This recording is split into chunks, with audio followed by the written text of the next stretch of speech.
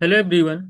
आज की क्लास में हम लोग CUT PG MBA जिसका पेपर कोड CUP12 है, क्वांट सेक्शन में प्रॉब्लम ऑन ट्रेन से जितने भी क्वेश्चंस पूछे गए हैं 2022 से लेकर के 2025 तक, वो सारे के सारे क्वेश्चन हम लोग आज डिटेल में देखने वाले हैं।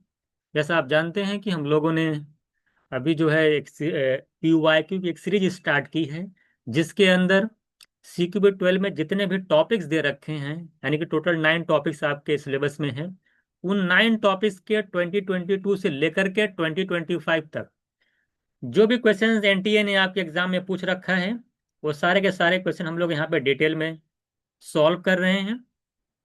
और पूरा डिटेल सोल्यूशन मैं आपको दे रहा हूँ, जिससे आपको एक आइडिया भी लग जा रहा है कि पेपर को जो हमें जो है किस टॉपिक से किस टाइप के क्वेश्चंस की प्रैक्टिस करनी है।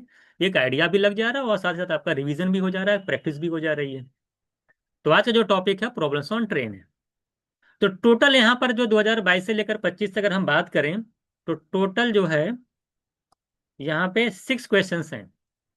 कितने हैं? 2022 से अगर हम बात करें 2025 तक, तो टोटल यहाँ पे प्रॉब्लम्स ऑन ट्रेन से जो क्वेश्चंस पूछे गए हैं वो 6 क्वेश्चंस पूछे गए हैं। तो हम लोग 6 क्वेश्चन को पूरा डिटेल में देखने वाले हैं। आप में से जो भी स्टूडेंट्स जिनकी प्रिपरेशन कंप्लीट है और जिनका कॉन्सेप्ट वगैरह क्लियर है, आप चाहते हैं कि ऐसे ही जिस तरह से PY के क्वेश्चन हम लोग करा रहे हैं, ऐसे ही क्वेश्चन की और भी ज़्यादा क्वेश्चंस की अगर प्रैक्टिस करना चाहते हैं, तो आप हमारी ई बुक को परचेज कर सकते हैं। ये ई बुक जो है आपको अभी कॉन्सेप्ट की वेबसाइट या ऐप से आप परचेज कर सकते हैं, जिसके अंदर आपको 2500 प्लस क्वेश्चंस मिलेंगे। सारे के सारे क्वेश्चन NTA के पैटर्न पर बेस्ड हैं, जिसमें आपको क्वांट है, रीजनिंग है, DI है, और जो लैंग्वेज पेपर आपका होता है वो सारे क्वेश्चन आपको वहाँ पे मिल जाएंगे। और वहां से प्रॉब्लम ऑन ट्रेन आपका यहाँ पे 6 क्वेश्चन है, तो प्रॉब्लम ऑन ट्रेन हमारे ई बुक में 6 से 20 से 25 क्वेश्चन होंगे, उससे ज्यादा क्वेश्चन होंगे, है ना। तो वहाँ पे और भी ज्यादा क्वेश्चन होंगे, वहाँ पे प्रैक्टिस करेंगे और सारे के सारे जो क्वेश्चन होंगे ना, जिस तरह से आपका PYQ है ना, उसी तरह के क्वेश्चन जो ई बुक के अंदर दिए गए हैं, तो वहां से आप ई बुक के थ्रू प्रैक्टिस अच्छे से अपनी कर सकते हैं। साथ ही साथ आपको कहीं भटकना नहीं पड़ेगा, आप इसी बिग बुक के थ्रू प्रैक्टिस करिए। और उसके बाद आपको किसी और चीज को देखने की जरूरत नहीं है, ना कहीं पे कोई बुक लगाने की जरूरत है। ये अपने आप में सफिशियंट बुक है।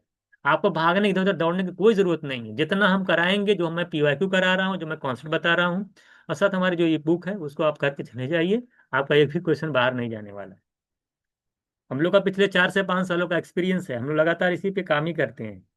दूसरी बात यह है कि अगर आप में से, चूंकि आप जानते हैं कि मॉक के बिना सिलेक्शन आपका नहीं होगा, ना तो आपकी रैंक अच्छी आएगी। इसका रीजन क्या है? इसका रीजन ये है कि मॉक के थ्रू हम अपनी सिली जो मिस्टेक्स होती हैं, जैसे हमें किस क्वेश्चन को लीव करना है, किसको सॉल्व करना है, और अपने टाइम मैनेजमेंट, पिछले 4 सालों से मैं आपको बताऊं, जितने भी अच्छे अच्छे स्टूडेंट्स थे, जब भी वो पेपर दे के आते थे, बोलते सर पेपर टफ आ गया, या तो मुझे क्वेश्चंस आता था और मैंने क्वेश्चंस को छोड़ दिया, हमको टाइम नहीं मिला। एक्चुअली टाइम इसलिए नहीं मिला कि आपने टाइम मैनेज, आपने मॉक देकर आप पेपर में गए ही नहीं, डायरेक्ट आप एग्जाम में बैठ गए। आपको पता ही नहीं है कि आपको किस क्वेश्चंस में कितना लिखना है, कितना छोड़ना है, कौन सा, अगर हार्ड क्वेश्चन है समझ में, देखिए कोई टफ क्वेश्चन तुरंत समझ में आ जाता है, उसको लीव करना है, उसको लीव आप किए नहीं, और आप ईगो पे लेकर के उसको सॉल्व करने लगे और 5 मिनट लगा दिए, उसी 10 मिनट लगा दिए एक ही क्वेश्चन में, जबकि आगे 3 से 4 क्वेश्चन ऐसे थे जो कि इजी थे, उसको आप आसानी से सॉल्व कर सकते थे। आपका पेपर छूट गया, आपकी रैंक खराब आ गई, आपको टिस वगैरह, आपको जहाँ पे टिस मिल सकता था, आपको आपको जो उससे लो लेवल का कॉलेज मिल गया। तो मॉक से क्या होता है कि आपको टाइम मैनेजमेंट करना आ जाता है। इसके लिए हम लोगों ने 30 फुल लेंथ मॉक दे रखा है आपको, जिसमें कि मॉक में काफी वेरिएशन है। इजी क्वेश्चंस भी, इजी मॉक भी हैं, मॉडरेट लेवल के मॉक भी हैं, कुछ टफ क्वेश्चंस भी उसके अंदर डाले गए हैं। यहाँ से पूरे मौके आप प्रैक्टिस करेंगे तो आपको टाइम मैनेजमेंट करना और बहुत सारी चीजें, अपनी स्पीड को इनहेंस जो है आप आसानी से कर पाएंगे। सेक्शनल टेस्ट भी इसके अंदर है, आप सेक्शनल टेस्ट के थ्रू भी अपने क्वेश्चन की प्रैक्टिस कर सकते हैं। तो ये मॉक हो गया आपके लिए, तो उनके लिए बता रहा जिनकी तैयारी कंप्लीट है, और जिनकी प्रिपरेशन अभी कंप्लीट नहीं, जिनका कॉन्सेप्ट वगैरह क्लियर नहीं है, और उनको भी जो है क्वेश्चंस को विद इन टाइम करना नहीं आता है, तभी भी उनके पास टाइम है। आप हमारे बैच को परचेज कर सकते हैं। इसके अंदर मैं पूरा कॉन्सेप्ट आपको बताऊंगा, एक एक जो है क्वेश्चंस का डिटेल सोल्यूशन बताऊंगा। मैंने इन हैंड लिख करके, अपने क्वेश्चंस लिख करके उसकी प्रैक्टिस कराई। पहले बेसिक क्वेश्चंस कराया है, फिर हमने जो क्लास शीट में कराता हूँ उसमें सारे क्वेश्चंस मैं कराता हूँ अलग अलग वैरायटी के। उसके बाद मैं आपको PYQ कराता हूँ, जिसके अंदर CMAT है, CVT है, CQP11 है, CQP12 है, MU है, जामिया है। सारे के PYQ में जो 9 टॉपिक्स है ना आपके, उन चैप्टर्स के सारे एग्जाम, जो MBA के एग्जाम है उनका PYQ मैं पूरा कराता हूँ, उसका डिटेल सोल्यूशन देता हूँ। तो आपका यहाँ पे कॉन्सेप्ट भी क्लियर हो जाएगा, क्लास शीट से क्वेश्चन लगा लेंगे, पीवाईक्यू भी लगा लेंगे। ये फुल आपका समझ सकते हैं कि ये पैक है ये, जिसके थ्रू आप अपनी तैयारी को जो है कॉन्सेप्ट के साथ क्लियर कर लेंगे, और आपको मॉक उसमें और ई बुक फ्री में मिल जाएगी, इसमें ऐड होगी। तो वहां से फिर प्रैक्टिस करके आप जो है अपनी तैयारी को बेहतर बना सकते हैं। तो अभी भी टाइम है, अगर आप 6 से 7 घंटे दे पाते हैं तो इस बैच को परचेज कर लीजिए अभी कॉन्सेप्ट की वेबसाइट से, और अपनी तैयारी को बेहतर बना सकते हैं। ये बताना था आपको। तो चलते हम लोग आज स्टार्ट करते हैं आज की क्लास। तो आज का हमारा जो टॉपिक है प्रॉब्लम्स ऑन ट्रेन है। तो पहला क्वेश्चन देखिएगा, ये CQP 12 2022 शिफ्ट 2 का क्वेश्चन है। क्या कह रहा है आपसे? कह रहा है कि ट्रेन है जो कि एक ट्रेन है जिसकी स्पीड दे रखा है, एक ट्रेन है जिसकी स्पीड दे रखा है 80 माइल पर आवर। वो किसी टनल में इंटर करती है जिसकी लेंथ दे रखी है 2.5 माइल्स। कह रहा है कि द ट्रेन की जो लेंथ है वो जो ट्रेन की लेंथ है वो कह रहा है आपसे 0.5 माइल है। कह रहा how long does it take for all of the train passes through the tunnel from the moment the front enter the. वही बोला है कि जब ट्रेन का जो फ्रंट है जब पूरा क्रॉस कर जाएगा पूरे टनल को, तो कुल कितना टाइम लगेगा ट्रेन को सुरंग को क्रॉस क्रॉस करने में, यही आपसे पूछा है। आप बताइए कि हमें स्पीड दे रखी है इतनी ट्रेन की। अच्छा, जब टनल को क्रॉस करेगी ट्रेन तो कितनी डिस्टेंस तय करेगी? देखिए, जब कोई, मैं थोड़ा सा कॉन्सेप्ट मैं आपको बता दूं यहाँ पे, थोड़ा सा कॉन्सेप्ट डिस्कस करूंगा। कॉन्सेप्ट देखिएगा क्या कहता है, यहाँ पे एक बार बता दे रहा हूँ, तो आप बाकी जहाँ आप सॉल्व कर लगा लीजिए इसी कॉन्सेप्ट को।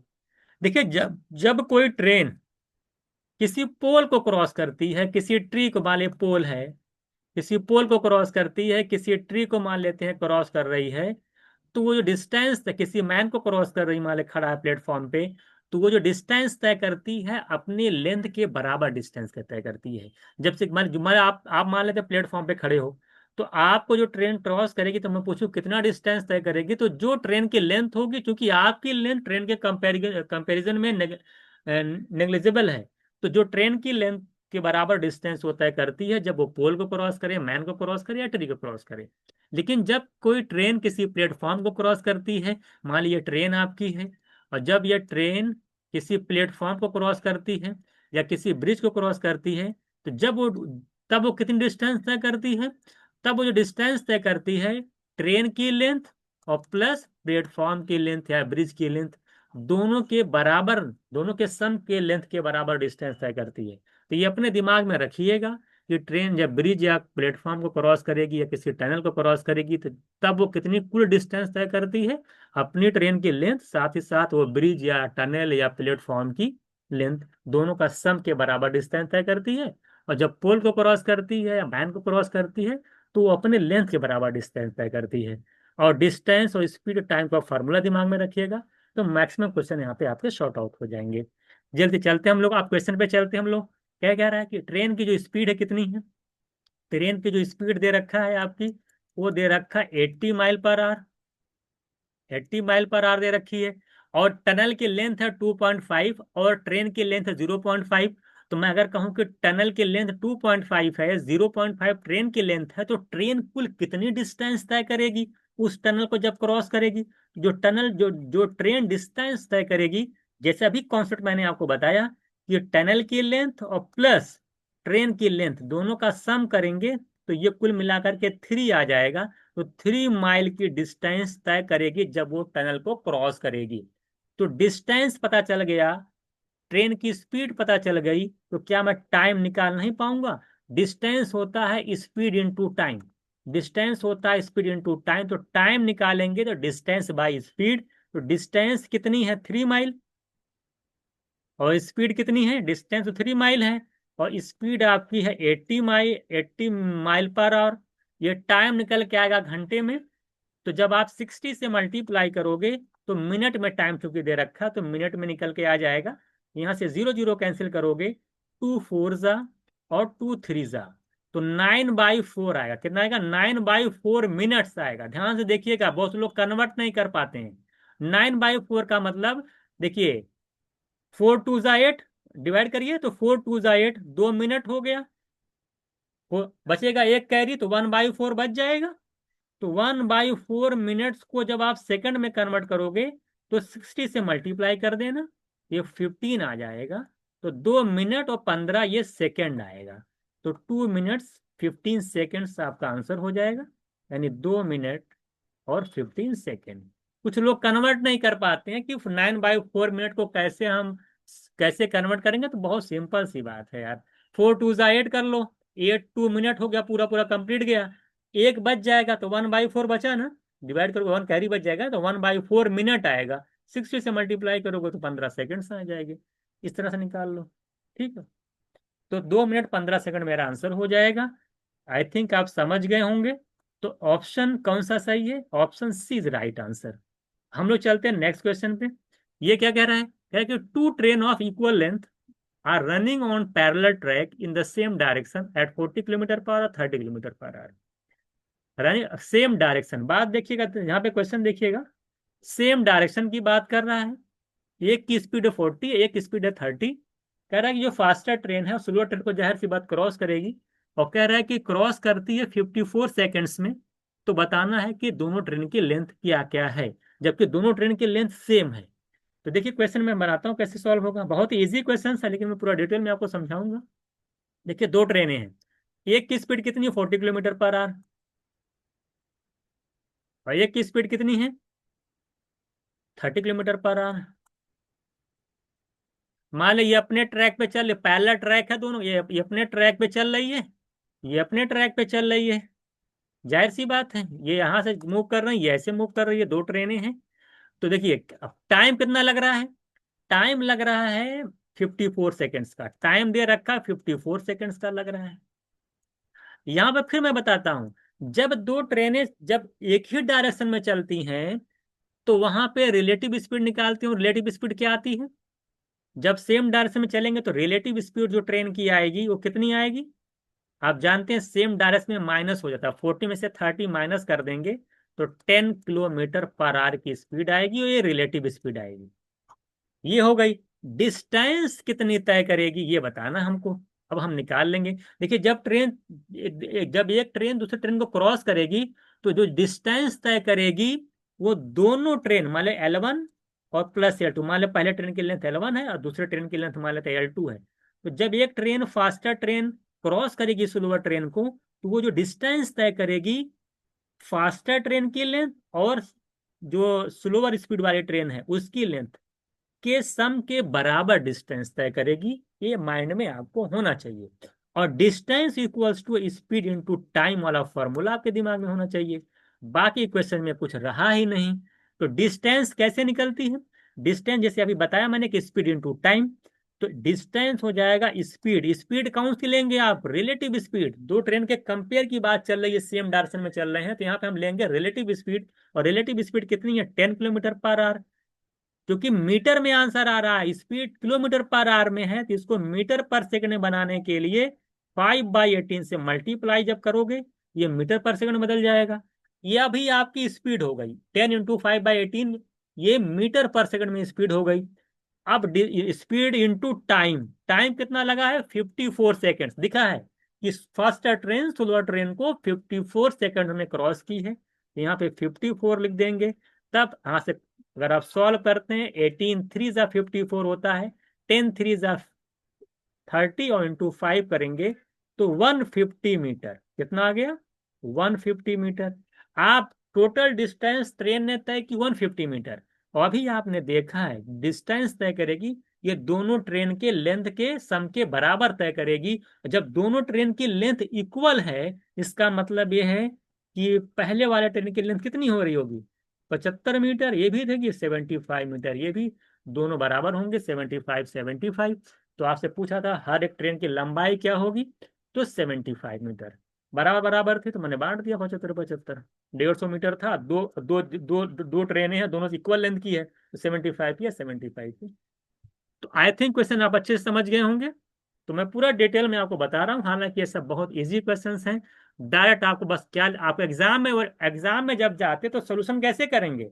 जब आपको कॉन्सेप्ट पता, मैं एक ही लाइन लिखता, क्या लिखते हैं आप? कुछ नहीं लिखना था, डायरेक्ट 10 × 5/18 × 54, तुरंत सॉल्व करके 150 इसका आधा करके 75, ये मेरा आंसर होगा। ये एग्जाम में सिर्फ इतना ही लिखना है। ये जो सॉल्यूशन बताया जा रहा है, एक एक चीज आपको कॉन्सेप्चुअली बताई जा रही है, क्योंकि हमसे बहुत सारे ऐसे, मैंने आपको बताया, हमसे बहुत सारे ऐसे स्टूडेंट्स हैं जिन्होंने अभी उनका कॉन्सेप्ट क्लियर नहीं है कि कैसे क्या क्या चीजें होती हैं। तो उनके लिए मैं पूरा एक डिटेल में क्यू करा रहा हूँ, जिससे कहीं भी उनको कोई प्रॉब्लम ना हो। अब हम लोग चलते हैं क्वेश्चन नंबर थर्ड में। क्वेश्चन नंबर थर्ड क्या कह रहा है? कह रहा है कि a 200 metre long train is running with speed of 50 kilometre per hour. कह रहा है in what time will it pass a man. जैसे मैंने अभी कॉन्सेप्ट बताया था, जब ट्रेन किसी मैन को क्रॉस करती है, वो जो डिस्टेंस तय करती है अपने लेंथ के बराबर डिस्टेंस तय करती है। तो कह रहा है in what time will it pass a man who is running 5 kilometre per hour in the opposite direction to that in which the train is going. देखिए हो क्या रहा है, एक ट्रेन है जिसकी लेंथ 200 मीटर है और जिसकी स्पीड 50 किलोमीटर पर आवर है, वो ऐसे जा रही है। इसकी स्पीड दे रखा है 50 किलोमीटर पर आवर, और इसकी क्या दे रखा है, इसका जो लेंथ दे रखी है ट्रेन की, वो दे रखी है 200 मीटर। अब एक आदमी है वो आ रहा, देखिए ऐसे आ रहा है, और कितनी स्पीड से आ रहा है, 5 किलोमीटर पर आवर। वो आप जानते हैं मैन की कोई लेंथ नहीं होती। अब जब दो लोग अपोजिट क्रॉस करते हैं, तो आप जानते हैं वहां पर जो रिलेटिव स्पीड आती है, सेम डायरेक्शन में रिलेटिव स्पीड कैसे आती है, दोनों स्पीड का डिफरेंस होता है। लेकिन अपोजिट डायरेक्शन में जो रिलेटिव स्पीड आती है, अपोजिट डायरेक्शन में वो क्या होती है, दोनों का स्पीड का सम करते हैं।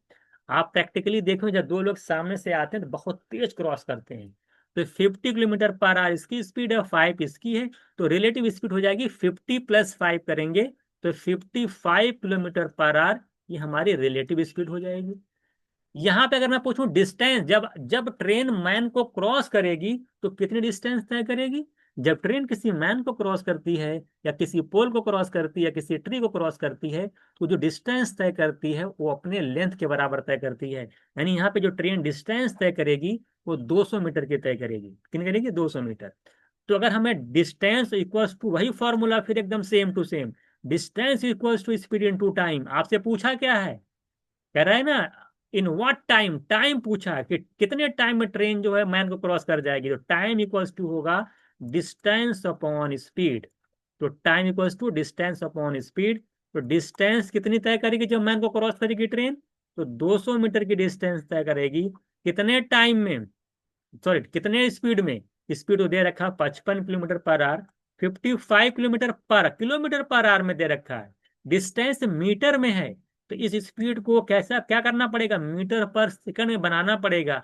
यानी 5/18 से मल्टीप्लाई करोगे तो 18 चला जाएगा ऊपर और 5 रहेगा नीचे। 5/18 होगा, 18 ऊपर चला जाएगा। इसी को सॉल्व करना है, आसानी से सॉल्व कर ले जाएंगे। 5 से कैंसिल करेंगे 40, 5 से कैंसिल करेंगे 11, 5 से देखिए कैंसिल हो जाएगा, पूरा पूरा 8 आ जाएगा। तो यहाँ पे 8, यहाँ पे 18, 18 × 8 करेंगे 144 आएगा, 144 आएगा, और नीचे आ जाएगा 11। तो 144/11 सेकेंड्स मेरा आंसर हो जाएगा। आई थिंक क्वेश्चन आप अच्छे से समझ गए होंगे। ये पूरा मैंने डिटेल में आपको एक्सप्लेन किया है। हालांकि जब मैं एग्जाम में जाता तो मैं सिर्फ डायरेक्ट लिखता T=, डिस्टेंस मुझे कॉन्स्टेंट मुझे पता था कि 200 मीटर की डिस्टेंस तय करेगी, स्पीड मुझे पता है 50 और 5 अपोजिट में जा रहे हैं, 55 होगा। तो 55 मान ले, मैं सोचा कि 55 होगा, तो 5/18 से मल्टीप्लाई करूंगा। मैं बोलूंगा 55, 18 ऊपर जाएगा, 5 नीचे रहेगा। मैं 18 में 9 को देखता, और 9 का मल्टीपल सिर्फ मुझे यहाँ पे दिखाई दे रहा है। मैं इतना देख कर मैं सॉल्व भी नहीं करता, मैं 9, इसमें चूंकि 9 है तो 9 देख के आंसर कर देता। इतना लिखता मैं, क्या करता मैं सिर्फ इतना लिखता, और इसमें 9 था ऊपर, नीचे 9 कहीं नहीं है। इसमें 9 देख करके मैं, ये चूंकि 9 का न्यूमरेटर 9 का मल्टीपल है, देख के आंसर कर देता। ये पूरा सॉल्यूशन जो मैं करा रहा हूँ, ये भी समझाने के लिए है।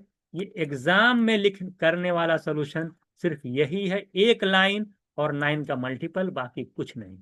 तो आपको इस पे पकड़ बनानी है, ये तब बन पाएगी जब ये आपको पता होगा पूरा। तो फिर उसके बाद ये वाला सॉल्यूशन जब आप करोगे, इस तरह से प्रैक्टिस करोगे, तब जा करके, क्योंकि जब आप मॉक दोगे ना तो इसी तरीके से सॉल्यूशन करोगे। तो ऐसे आपको लिखना है, ऐसे ही आपको जो है एग्जाम में परफॉर्म करना है। तो हम लोग चलते हैं क्वेश्चन नंबर 4 पे। क्वेश्चन नंबर 4 क्या कह रहा है, 50 मीटर लॉन्ग ट्रेन, कह रहा है कि 50 मीटर लॉन्ग जो ट्रेन है वो किसी ब्रिज को क्रॉस करती है 30 की स्पीड, 30 किलोमीटर पर आवर की स्पीड से। बस कॉन्सेप्ट मैंने क्या बताया, जब कोई ट्रेन किसी ब्रिज को क्रॉस करती है तो जो डिस्टेंस तय करती है वो ट्रेन की लेंथ भी उसके अंदर शामिल होगी और साथ साथ ब्रिज की लेंथ, दोनों के सम के बराबर डिस्टेंस तय करती है। ये कॉन्सेप्ट मैंने आपको पहले बता चुका हूं मैं। अब हम लोग चलते हैं आगे। कह रहा 50 मीटर लॉन्ग ट्रेन, ट्रेन की लेंथ कितनी दे रखी है आपको, 50 मीटर लॉन्ग ट्रेन की बात कर रहा है। तो 50 मीटर लॉन्ग ट्रेन है, ट्रेन की लेंथ 50 मीटर लॉन्ग है।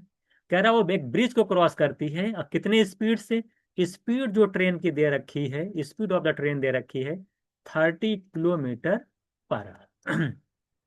कह रहा इफ इट टेक्स 30 सेकेंड, जो टाइम, जो ट्रेन जो है ब्रिज को क्रॉस करने में जो टाइम ले रही है वो टाइम दे रखा आपको 30 सेकेंड्स का, 36 सेकेंड्स का। कितने का, 36 सेकेंड्स का। क्या पूछा है आपको, what is the length of the bridge, length of the bridge आपसे पूछा है। ये पूरा डाटा दे रखा है। आप कॉन्सेप्ट क्या पढ़े हैं, जब ट्रेन किसी ब्रिज को क्रॉस करती है जो डिस्टेंस तय करती है उसमें ट्रेन की भी लेंथ शामिल होगी, साथ साथ ब्रिज की भी लेंथ शामिल होगी। डिस्टेंस का फॉर्मूला फिर वही बात, डिस्टेंस क्या होता है, स्पीड इनटू टाइम। तो अगर मैं यहाँ से देखूं कि भाई हमें स्पीड भी पता है, टाइम पता है, हमें स्पीड पता, टाइम पता, तो क्या मैं ट्रेन डिस्टेंस निकाल नहीं लूंगा। डिस्टेंस कैसे निकलेगी, distance equals to speed into time.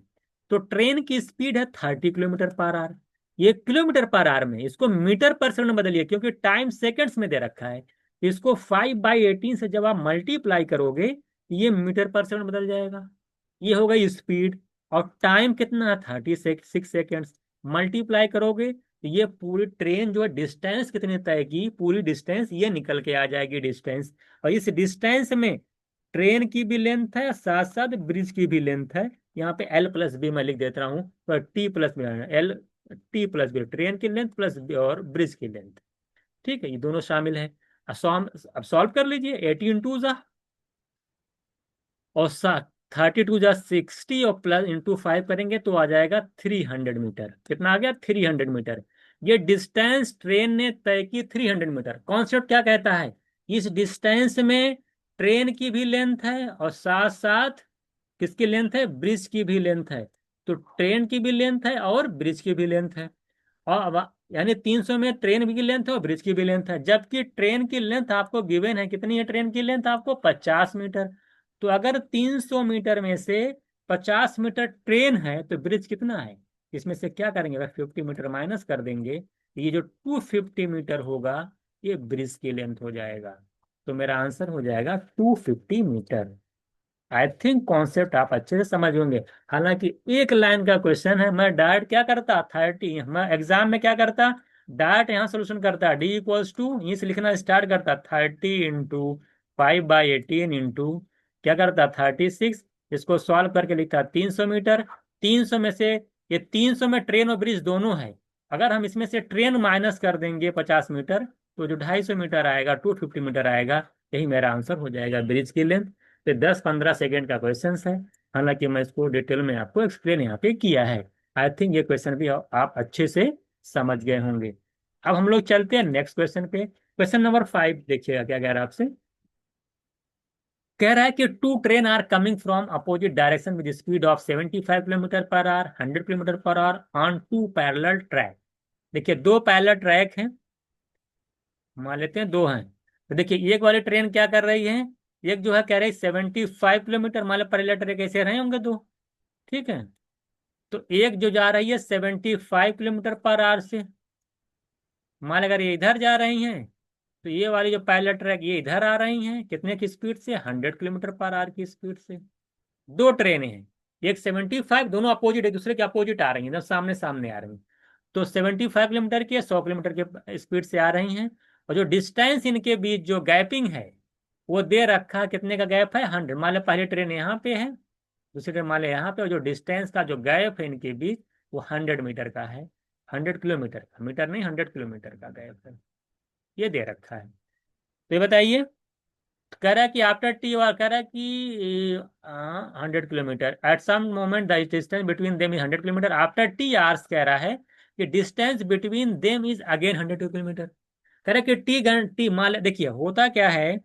अब हम आपसे क्वेश्चन पूछें कि एक इंसान यहाँ पे, एक इंसान यहाँ पे है, एक बात कर रहा हूँ मान लें, एक 75 की स्पीड से ऐसे आ रहा, आप एक एक जो स्थान यहाँ पे है वो 100 की स्पीड, किलोमीटर पर आवर की स्पीड से ऐसे आ रहा है, और इन दोनों इंसान के बीच, दोनों मैन के बीच जो गैप है वो 100 किलोमीटर का अगर गैप है, डिस्टेंस का गैप है, तो बताइए कि दोनों कब मिलेंगे, मीटिंग टाइम क्या होगा दोनों का। एक 75 से आ रहा है, एक 100 से आ रहा है, डिस्टेंस जो है दोनों के बीच 100 की है, तो मीटिंग टाइम क्या होगा।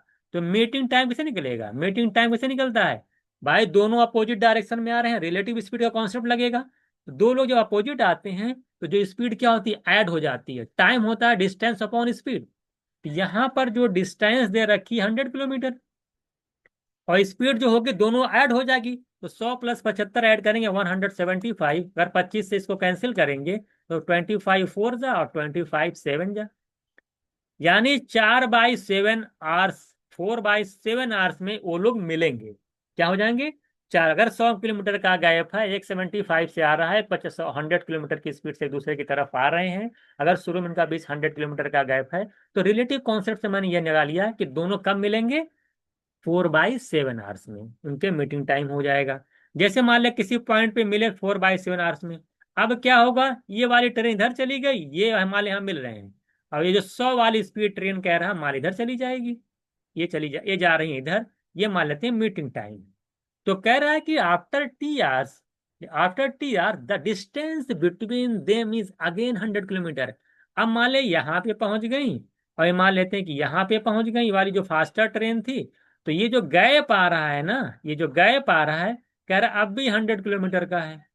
इसका मतलब क्या हुआ, एक लोग इधर जा रहे थे, एक लोग मान ले इधर जा रहे थे, और अब भी डिस्टेंस अगर इनके बीच 100 किलोमीटर है, 100 किलोमीटर का है, अब इनकी स्पीड 75 किलोमीटर पर आवर की इधर थी, इनकी 100 किलोमीटर पर आवर की इधर थी, अपोजिट स्पीड है, डिस्टेंस, तो टाइम क्या होगा, अब भी टाइम कितना लगेगा, फिर 4/7 लगेगा, कितना समय लगेगा, जैसे अगेन 100 किलोमीटर होने में भी टाइम कितना लगेगा, फोर डिस्टेंस टाइम कितना लगेगा, टाइम डिस्टेंस अपॉन स्पीड, तो 100/175, अभी अपोजिट अपोजिट डायरेक्शन में चल रहे हैं, तो रिलेटिव स्पीड 1/175 होगी।